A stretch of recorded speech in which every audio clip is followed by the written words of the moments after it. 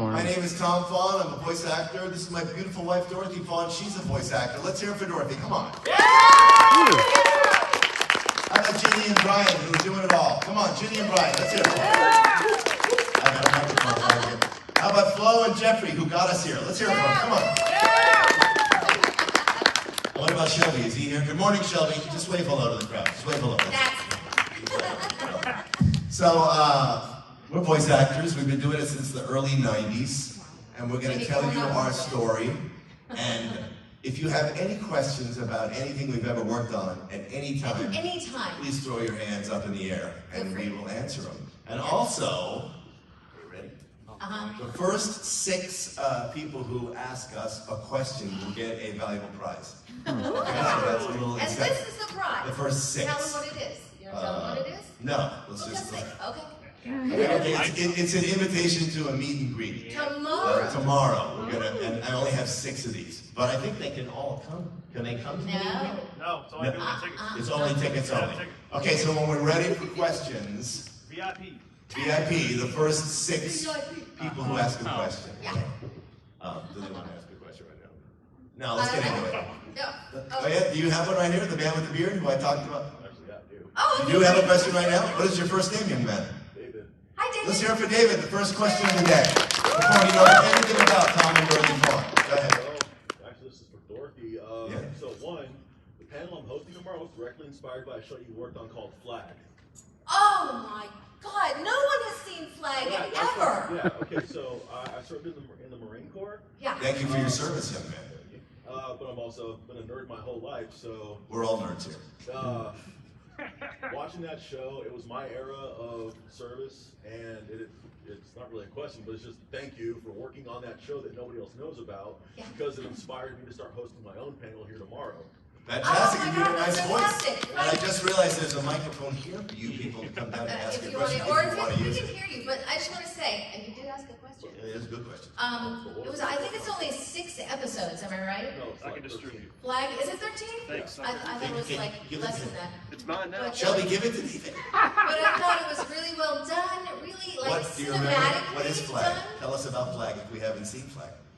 It's a show about... No, not Again. No, I'm here. It's a show about a war photojournalist who gets embedded with a unit that's testing this experimental mech. And to me, it's the best because it's the most plausible use of a mech I've ever seen in any kind of medium. Wow. Like, if a mech were a real thing, this is how it would be used. And like I said... And what is a mech for us people that don't Okay, know? who here doesn't know what a mech is? I don't know. What's a mech? I know nothing. Is that like I'm a just big an actor. You're married to her. How do you not know? She's the mech. Is that a nice code word for hottie? You didn't see that coming, did you, baby? A giant combat robot. Oh, I got it. Yeah. When I look at you, I see a giant combat robot. Yeah, me too. It's weird. That's right. She wasn't the pilot. I got you. Well, that's right. Thank you, David, for your first question. Please come to the thing tomorrow. They want the things now. Okay, so we'll go right here, number 2. Go ahead. Yes.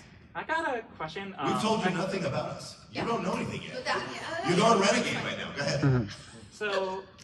So I know that Dorothy, you did Marley from Pokemon Masters. Yeah.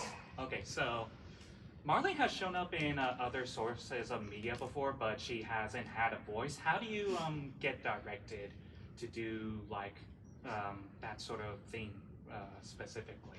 Well, since she doesn't have like a voice. Yeah, when we did Pokemon Masters and Pokemon Masters EX, they had me do Marley again for that.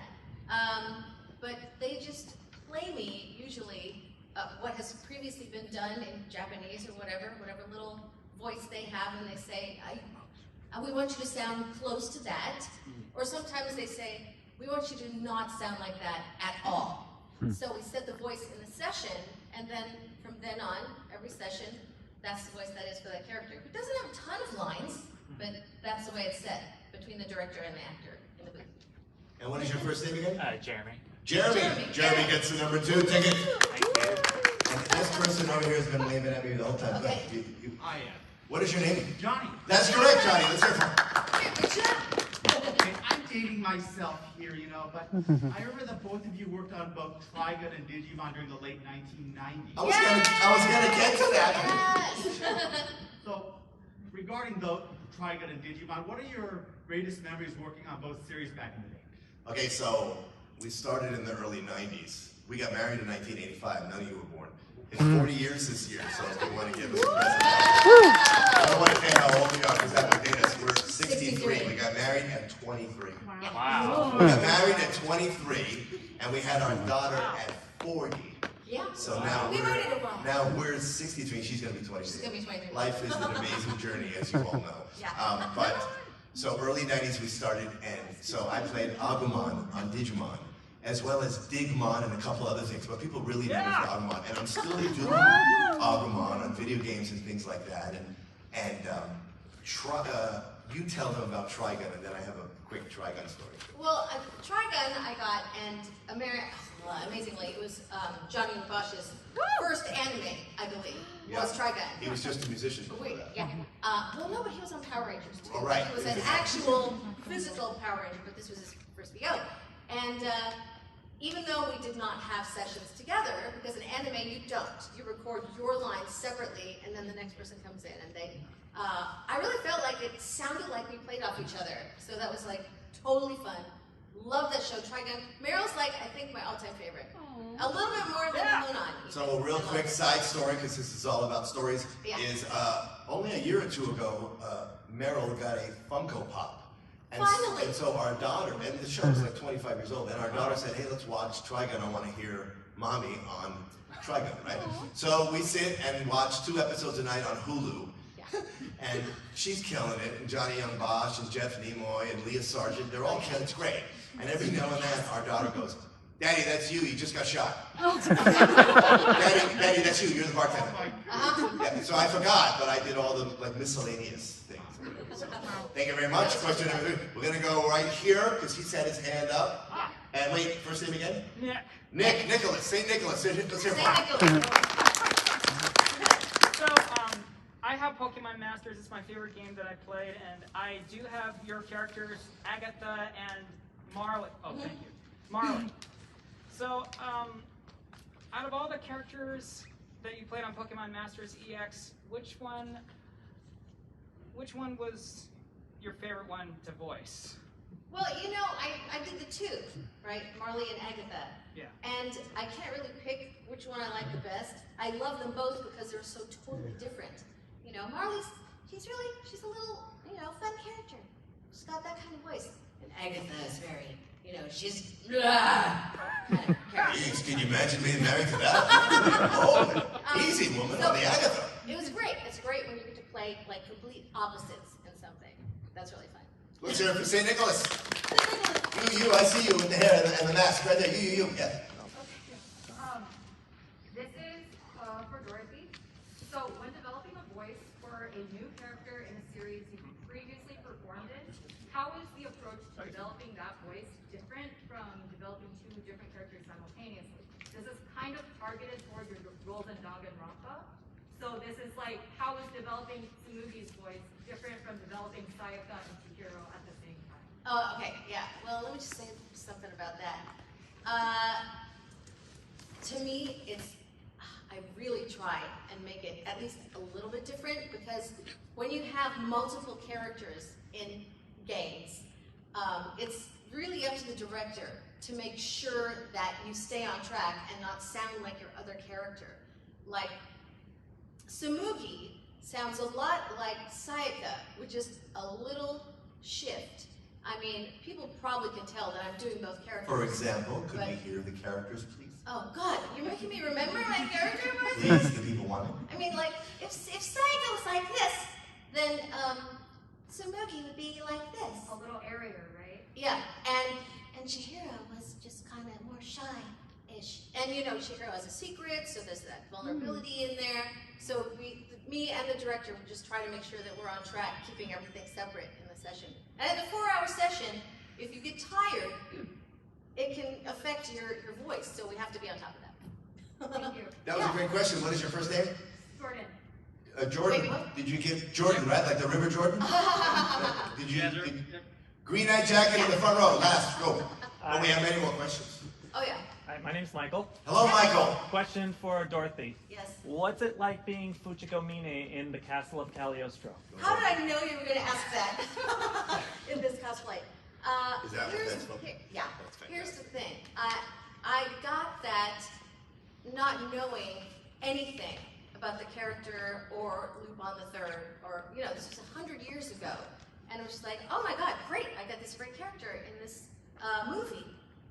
Animated movie, obviously animated. And it was so much fun, great cast, loved it, loved playing a gal like Fujiko.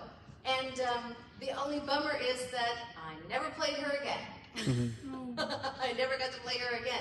I moved on to other things, and then Michelle Ruff came in and got the role, and then she did it for like forevermore, which is great. She's amazing. You She does started a great it, and job. she took over. Yeah, She's and that lovely. happens, you know, more often than you would think in anime. Somebody starts it, and I did the same with Kushina Uzumaki in Naruto. I did like the first episode of that character, and they're like, no, you can't do that because you're going to be Conan, so we're going to recast that role. Ooh, Okay. Conan. It just happens. I'll tell you this, we were at a convention, and a boy comes up, and you'll see if you come look at our stuff to get an autograph or something.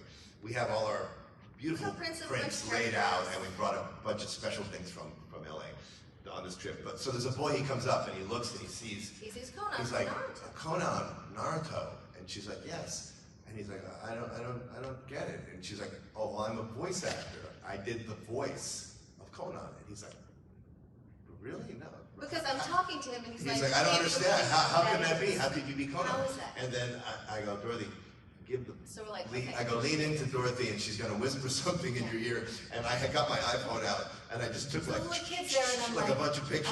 The Akatsuki are not evil. And he goes, Yeah. So the picture of my iPhone is him going like, he's like, oh. It's fantastic. You want a little backstory on Tom and Dorothy Fahn? I'm gonna give it to you anyway. All right, here we go. Big, loud family. My dad was a drummer, and I got an older brother who's a jazz musician, a little brother Jonathan, who's a voice actor. He's on Naruto. What does he play on Naruto? Jonathan? wait. Your father? Shikaku, Shikamaru's father. That's my brother Jonathan. And I got a little sister Melissa, who you all know. She's on Cowboy Bebop. She's on Edward, everything, and she's on Invader Zim, and she's on a bunch of stuff. Bunch of stuff. So big, loud New York family, and I watched TV way too much when I was a kid. And That's all there I was. should have been reading, but I watched a lot of TV, and I thought on the television, movies, TV, cartoons, whatever was going on, it was like a big party going on. Something, I want to be part of that. I didn't know. And then we went to a Broadway show, and I see these actors on stage, and I'm like, what, these are like they're playing make-believe. And my parents are like, yeah, that's an actor. They're actors. I'm like, yeah, that's what I want to do. Yeah, So, that's a job. I want that and job. my family moved to California. I went to college. I went to Cal State Long Beach, and I met this cute brunette.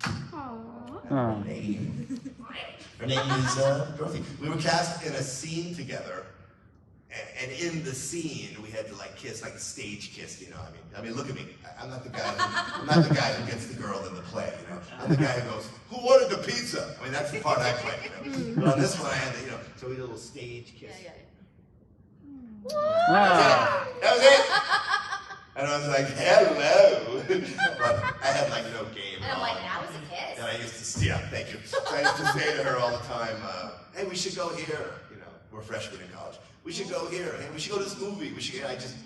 And she finally Finally, he says to me, hey, yeah, there's this Beatle movie showing in Balboa. We should go see him. And I'm like, yeah. When? And I was like, yeah. I had no game at all. She gave me her number. I called her. And we got married after college, and we moved to LA. We met in the suburbs of LA. We moved to Los Angeles to try and make it as actors. And I was working at this film company. This leads to the voiceover. Oh, yeah. I was working for this wonderful guy named Victor Garcia. And everybody there, we were called runners, meaning you have to run errands. You know, you're taking the mail, you're picking up food, you're dropping off film. This is when film was happening. And I'm working for this company called Empire Films. They were famous for two films, Reanimator and From Beyond. Okay? And I'm working with this guy named Steve, right? And I'm like, hi, Steve. He's like, hey, Tom. We're talking, whatever. And every time we saw each other in the parking lots, all of a sudden Steve and I would be like old Jewish men. Like, hey, Steve, how are you? And he'd be like, hello, Tommy, how are you? I went to the bank. Oh, I went to Taco Bell. It was delicious. And we'd be like, we're just screwing around in the parking lot. I'm working for this guy named Victor. So a couple years later, around 1991, this guy Victor, none of us are at Empire Films anymore. And Steve wanted to be a musician, I wanted to be an actor. And this guy Victor calls, he goes, dude, I need actors. I'm working on something called Japanimation. That's what it was called. They didn't call it anime yet. I'm like, well, what is that? He goes, it's just Japanese cartoons, but they're kind of adult, like they're kind of violent. And they need voices, we need to dub them into English. So he goes, I need you, I need your brother Jonathan, your sister Melissa, I need your wife Dorothy, I need actors. Yeah. And I'm getting Steve back from Empire Films. I'm like, okay. So the first thing we worked on is called The Guyver. Very violent. Some of you remember it, some of you don't. And Steve is Steve Bloom. So that's like the first thing he did and the first thing I did, and So that's the beginning. Then we worked on Guyver, Macros, Orgus. Then I worked on Power Rangers. I got my butt kicked on like 10 episodes. Oh, give him your pollinator impression. Yeah, so on one episode, Scott Page Pachter, the director, writer, rest in peace, great guy. He's like, Tom, I want you to play this guy who gets beat up by the Power Rangers, but I need to hear something different, man. I hear the same thing. I need to hear something different. So I'm like, what? We just do it like Stallone. Like, hey, you Power Rangers, what are you doing, huh? That's what I did. And at one point, I get my butt kicked, and I go, Adrian! And they left it in. They kept it in. And it's on an episode of Power Rangers. What's the character name? Pollinator. Pollinator. Anyway, so Saban produced Power Rangers, and they also produced this new thing called Digimon. Which is how we got the auditions. It's about 1999. So along the way, she's working on Trigun, she's working on her stuff, and we all auditioned for Digimon. Can I tell you about the audition for Agumon? Yeah. Sure. So I show up, and they go, take 3 scripts, like they give a little dialogue, and pick out which character you want to read for. And I looked down, and I saw this cute little yellow dinosaur, and I'm looking at him, and I'm like, hey, how's it going? Hey, this looks like a nice guy. Hey, okay. So that's what I came up with. That's what I did, and that got me the role. Pepper breath. I mean, that's Agumon. But years later, I hear the Japanese, the original source material, and it's a woman, and she's doing like a hey, tai chi. So it's a whole different voice, and that's why they liked me. They wanted a different sound for the American dub, So, how many of you grew up watching Digimon and did Yay! That's so sweet. So I'm still doing it on video games in different versions and variations, but then, that's enough of me. You. Well, I mean, we worked on Digimon all through the years and all the different iterations. Right, and then Cowboy Bebop. I died on episode 8 of Cowboy Bebop, but it was an honorable death. Rocco Bonaro, I don't know if you remember. I thought we could be friends.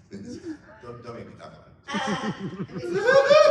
We have a question here. Hi. Question. Kind of curious, have you had something disastrous happen, but you look back at it and it's kind of like you laugh at it now? In life or No, in your career. In your career. Something disastrous that happened. But then it's like you look back, but it's kind of like you laugh at it now. Right? Well, or look at it as a blessing in disguise. Disaster happened one time, which I don't know if I look back on it and laugh now. I look back at it and go, wow. You survived it. How did I even get through that? What was that? It was Harpymon. Oh. In Digimon, when you were done with your session as your character, like, okay, you're done with Lillymon, we got a little more time. I want you to do Harpymon in this. Do you think you can do it? I'm like, well, what is it? And it was this cawing bird, just screeching. Hey, how'd you like to hear that for 2 hours? 2 hours. 2-hour session of doing that, and I lost my voice for a week. Wow. A week. Thank God we were going out of town, so I didn't have anything scheduled after that. But I was in New York talking to people like this. I'm so sorry. Yeah. And let's stop, let's reset, and give them a little bit of your origin Sorry to story. hear about that, Dorothy. Yeah. She's So, when Tell when you're thrown into the deep end of the pool of anime, because there's nothing to, go by. It was the beginning of everything.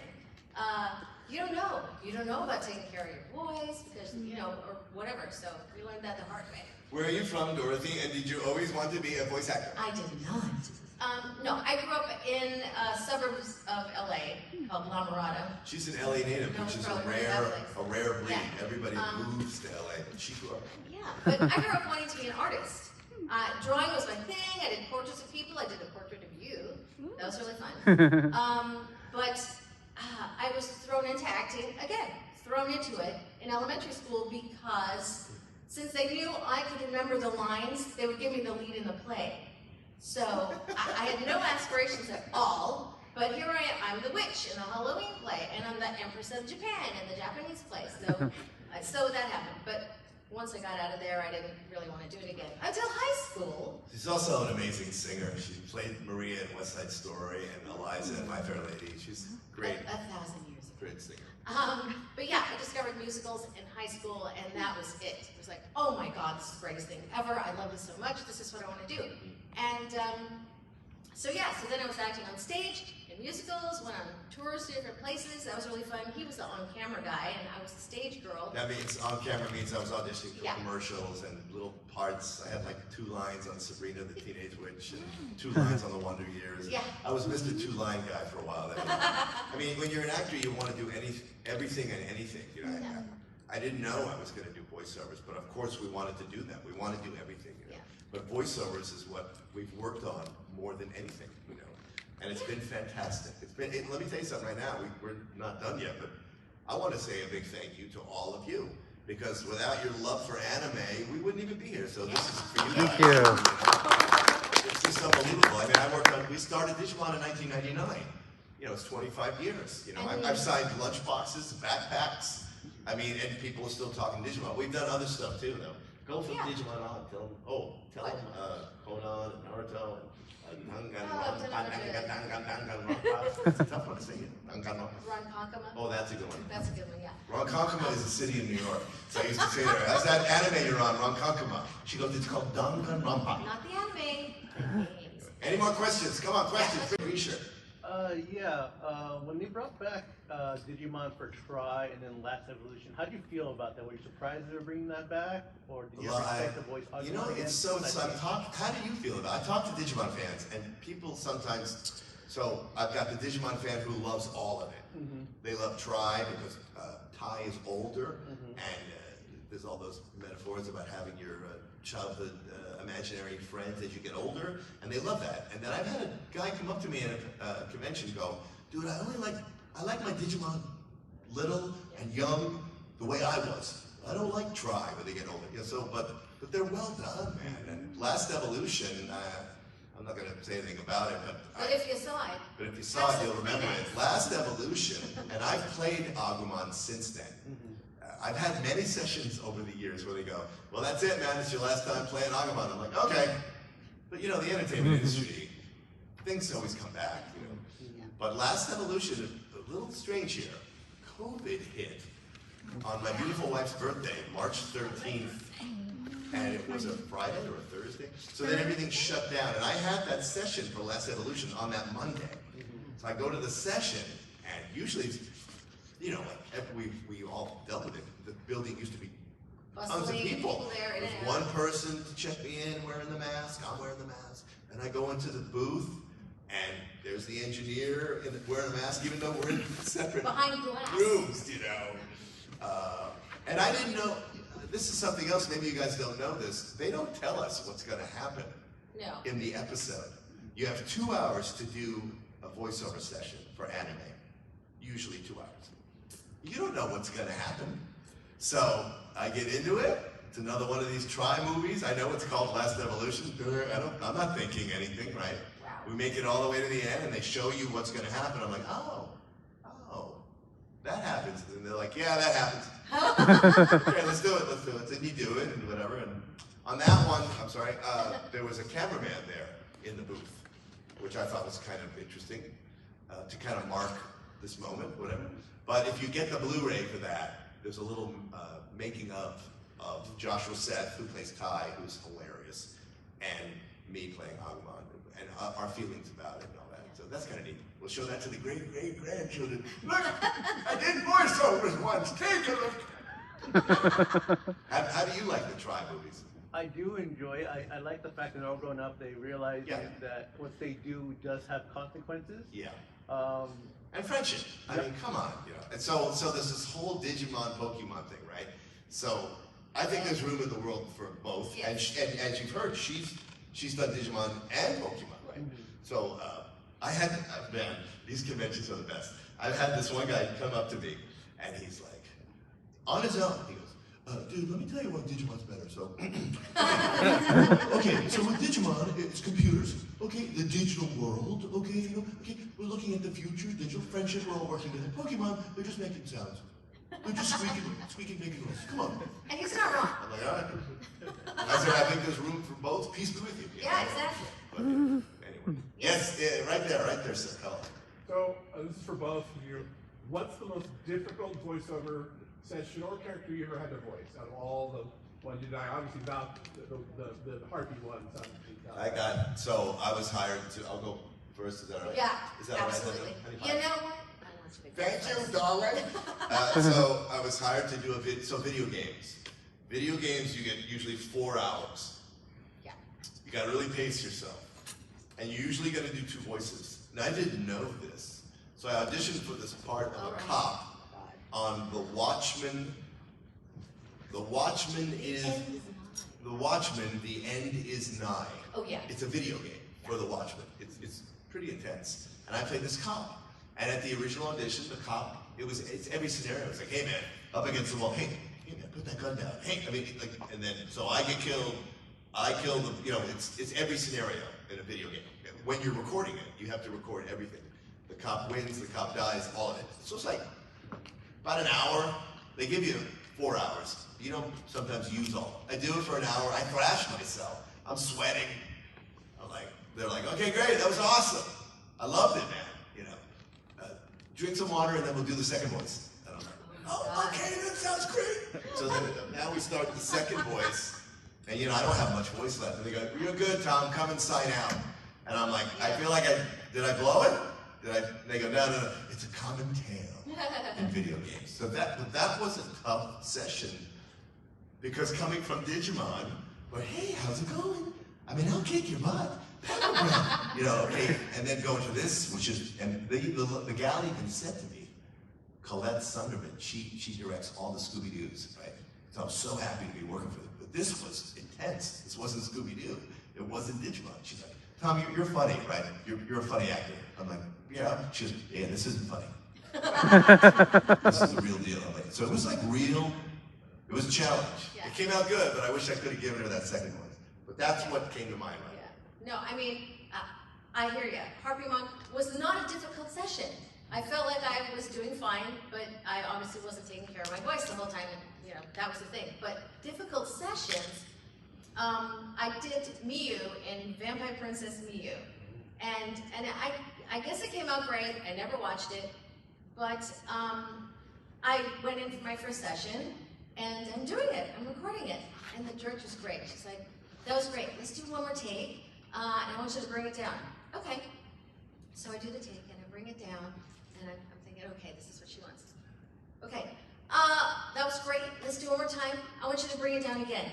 And she kept bringing it down so far, I felt like I was doing almost nothing. And I'm like, I literally had the thought, okay, if this is what she wants me to do, people are going to hate this. They're going to think I'm a bad actress. You know what I mean? Because they hear the acting, they don't think, oh, maybe she was directed that way. Mm-hmm.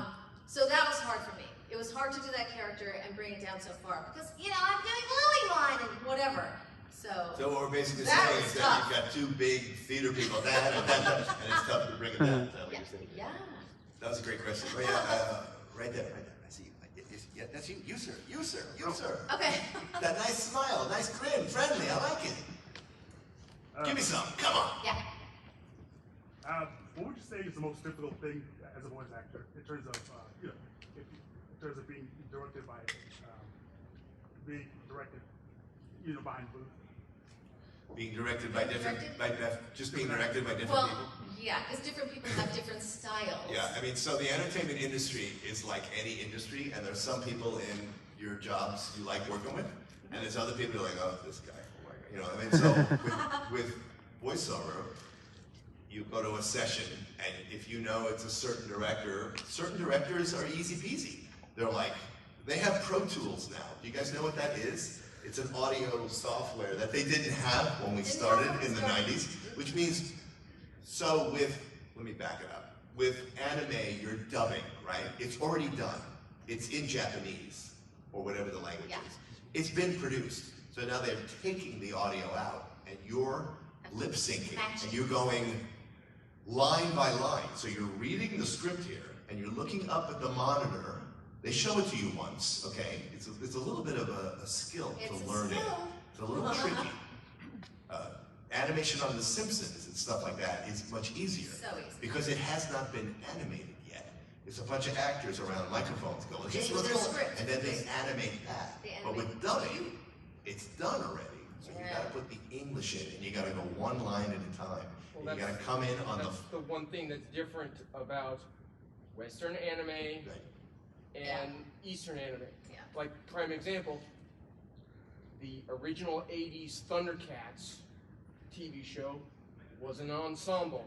And that's why most of the actors did multiple roles, is because, okay, you do Lion-O now, you do Sly, Monkey Ant, and the reason why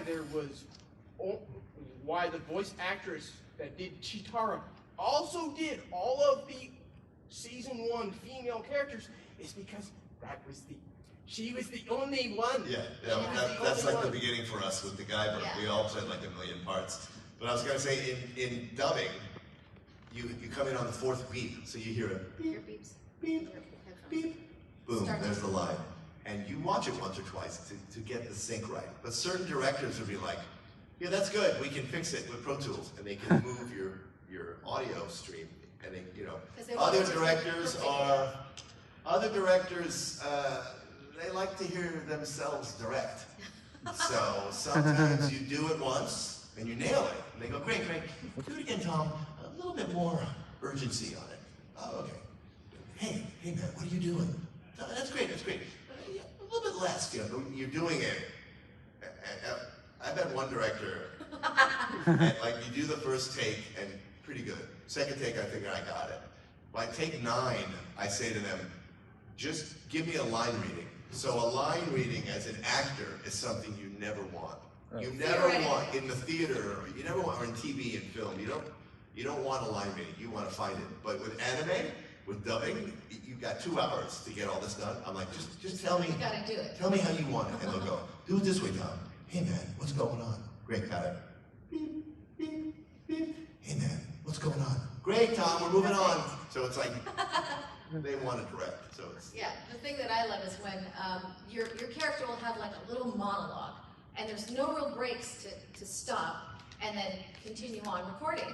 So you got to get it in one take, and those are the ones that somehow magically work perfectly. You're doing the dialogue, doing the same la la la la la, no break. I can't even take a breath here. Boom. That was great. Moving on. Oh, hallelujah. And then the next one is, huh? So you'll go, that's okay, the line. Beep, That's the line. Beep, beep, huh? Okay, let's do it one more time. I want you to be less surprised. And we'll do 7 takes of huh after getting the monologue perfectly. But it's like any business, you've got to make the people happy. You got to do the job. You're a professional. Let's do it. We're going to get it. We're going to knock it out. A lot of times I get in the car and then I don't remember what I did. And I come to the conventions here and you guys are like, you're so good on that one. I'm like, what I do on that? Was I good? I don't remember. It's like, but I left it there. I left it in the room there. Great question. More questions. You right here in the Hawaiian shirt, the 3rd row, right there. Or the person who, because you played Sayori in Danganronpa, who has hundreds of cutouts of Sayori. It's like a YouTuber. Sayaka. Sayaka. Oh, yeah, it's you Sayaka. know what? Okay, I've seen it online. The guy has the Church of Sayaka. Yeah. I don't know, have you guys seen this? Yeah. His entire home is like ceiling, walls, floors, stairs, completely plastered with Sayaka, and gigantic, like 50-foot Sayakas outside the house. I'm a little freaked out. Have you met the guy yet? I don't know if I want to meet that guy. Oh, yeah. I mean, he lives in LA, No, you so wanna chances be are there. high you might run into him. I know. Yeah. More questions. Right there. Yeah. Fire. How are you? So this question for Dorothy. So I know you played Mercedes in the Farm of 3 Houses. I also I was really surprised too when I saw you play like Meryl in like Trigun. So I was just kind of curious, what was your favorite part of playing Mercedes in the houses? You know, I loved Mercedes because she seemed to me to be the most different of the female characters. You know, they're fighting. It's a fighting game, so everyone has to have some kind of, you know, moxie. But I like that word, moxie. She's got moxie. But Mercedes was like a couple years older than everyone else, so she had this maternal quality, and I play a lot of moms, which I love. Play a lot of moms. But she also, when I went to the audition, they give it a little description that she's like this spiritual character, right? And I just got this ethereal quality in my mind. So when I went in, Mercedes was very spiritual and ethereal, and I felt just like this is how she should be played. And that was it. That was it. I got that part. I auditioned for Edelgard also.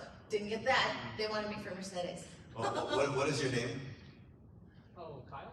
Kyle, you know, I am also on Fire Emblem. Oh yeah, he I played Brigand Boss! Come on! That's a long way from Agumon, huh? Hey, how's it going? Brigand Boss! More questions in the back. You. Yeah. My question is for Dorothy. I was curious about how you got Meryl for Trigun, and then did they approach you too later when the reboot was coming? I want the tea. Okay. Look out now. You might have said Dorothy on this one. Here's the thing. We're in Los Angeles. I don't think I even auditioned for that part. I had been working at that studio like consistently for a while by then. So the directors there knew my voice already. So they wanted me to play Meryl, and they just cast me as that. I think they cast all of us. You know, Jeff Nimoy, Johnny, Leah Sargent. They just cast us, and then they might have had auditions for like who? Joshua. Joshua Seth was also, he played Young Knives. Jonathan plays a little, I don't know, they just knew us all back then. Because the pool was much smaller of voice actors. Now it's like oceans of voice actors. Yeah, there's a lot. But yeah, oh sorry, what was the question? And she wanted to know when they did the reboot, what happened? Oh, I thought because you had such a distinct voice, so doing the reboot. You're awesome. What you're saying is right. Well, wait till you hear this. This is. I expected you to be on the reboot. And so did she. Yeah. This is a Hollywood story. Get ready for it. Well, okay, there are two parts to this. There is Trigun Badlands Rumble. That's part one. They got Johnny back, and then they wanted like me and Jeff Nimoy to fly ourselves out and put ourselves out. Well, And they were doing the reboot in much Texas, money. and they this did was the back then. original in Los Angeles. That's what I wanted her to tell you. So, yeah, they were doing it in Texas. And apparently they just did not have any kind of budget like they did in LA. And I don't think they had the capabilities then to record There in wasn't LA. remote recording back then. They have remote recording now, where you can record anywhere. Which brings us to the newest reboot, Trigun Stampede, in which it was supposed to be a 100% brand new reboot, but they also got Johnny back for that and none of the others. Well, Johnny's a superstar. The first thing he ever did was Trigun, but he's a superstar now. Yeah, he's a superstar. And they wouldn't pay the actors to, usually they fly you and put you up. They said if you fly yourself and put you up in Texas, then you can play. Well, that was for Badlands Rumble. For this one, we could have done it remotely. I don't even know where they recorded it. I didn't know that. What did you But do? because they only wanted Johnny back. Oh. I was thinking, well, if they want to reboot, everyone's rebooting. Digimon is rebooted, all new cast. Yeah, Hirogi Kenshin, reboot, all new cast. So when they did Trigun Stampede, I'm like, oh, all new cast. Except for Johnny. But you know, I'm going to tell you, what is your name? Mariah, that's a lovely name. You know, so it's really hard to be an actor, and it's a blessing that we're here, and we're grateful for the work we get. And when other actors get work, man, but after more power to them, it's because like, it's a crazy go business. for it. It's a rough, You know? crazy business, and they want what they want. And when the phone rings, we jump on it. So you know, more questions. In the back with the mask in the back. Yeah. This is also for Dorothy. I just got out of a panel where they were talking about Digimon anime, and one of them was Gundam Stardust anime. They mentioned you specifically being in it. So my question is, what do you think was in Nina Poppleton's head when she meets up with Ko at the end of the series after everything that happened? Okay. Gundam. Let me say this. Go way back. Gundam. Okay, Nina Purpleton is a character that I did 5,000 years ago. And I literally remember none of it. I just know that people seem to hate her. And I'm not sure why. How was Dorothy in that? How was she? She was good. Oh, my God, yeah, that's great. Very good. Which is interesting because she was this chick in this suit with a skirt and this little blonde bob with these little earrings, and then scoot forward 500 years. Gundam Iron-Blooded Orphans comes out and they cast me as Meribit, who is in this suit with a skirt with a blonde bob and little earrings. Okay, typecast, Gundam. We've just been told that we have 5 minutes. More questions. You with the hat right there. You look familiar to us. Have we met you before? Me? Yeah, at a convention in LA. okay. No, this is my first time seeing you guys. Oh, far out. My question is, do voice directors know what kind of voice they want to perform in their characters? Yes. Or will they sometimes change their minds? Like after I think they usually know. They know, and they know what we can do ahead of time, and they call you in. They may be open to something else if you do something else, And many times for anime, we'll show up.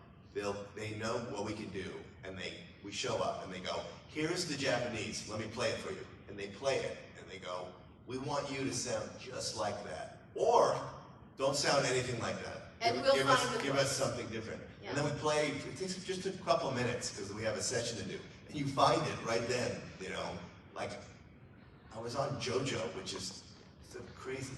You don't watch it. Too violent. No, it's great. I think I'm disturbed by it. But I played some stuff. I show up and they, "You're a psychopath." I'm like, "Fantastic." And so they play the thing, and it's like, and I'm like, "This guy's gonna get it at the end." Yeah, he gets it in the end.